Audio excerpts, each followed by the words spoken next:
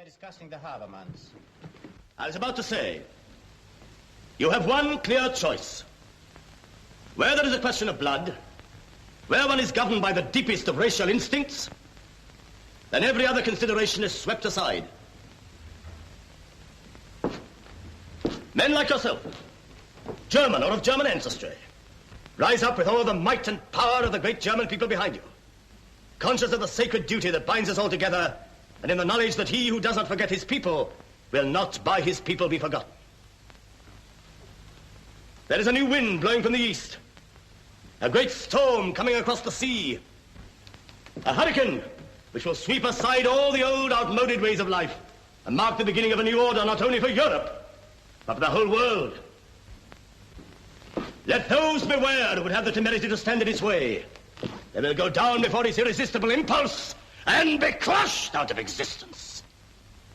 But for those who accept the new order, for those who perhaps belong to it already, why need I use these parables of speech any longer? I mean all of you here tonight. Yes, you, brothers! I call you brothers and proudly acknowledge you as such. You who form the little stronghold of our people here in Canada, you will have your share of the happiness and prosperity that is waiting for us all. When the storm is over and the sun rises, that mighty sun, which will give us everything we need in life. What sun are you talking about, friend? I am talking of the greatest idea in history. The supremacy of the Nordic race, the German people. I am talking of the being whose name I am certain lives in every heart, whose name hangs on all our lips, whether we can shout it to the world or only whisper it in one another's ears. Germans! Brothers! I ask you to join with me in paying homage to our glorious Führer. Heil Hitler! Heil Hitler!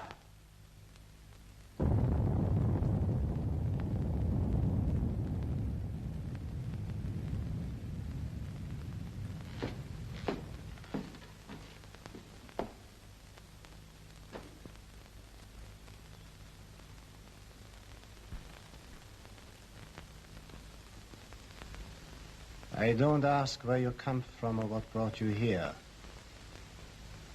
although you've left us in no doubt as to your beliefs.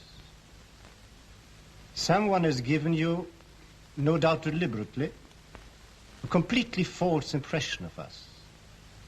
We are only one amongst many foreign settlements in Canada.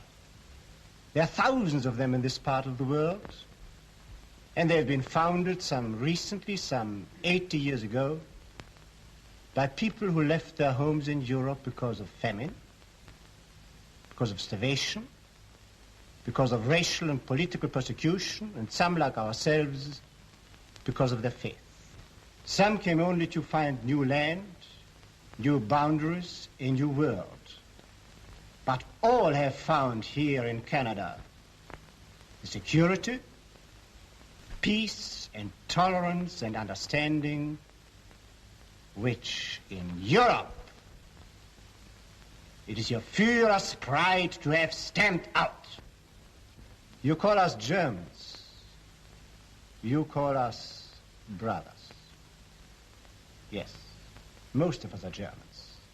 Our names are German, our tongue is German, our old handwritten books are in German scripts. But we are not your brothers.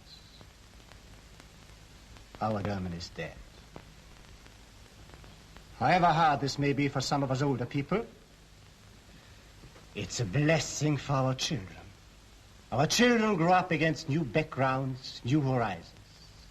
And they are free. Free to grow up as children. Free to run and to laugh without being forced into uniforms, without being forced to march up and down the streets singing battle songs.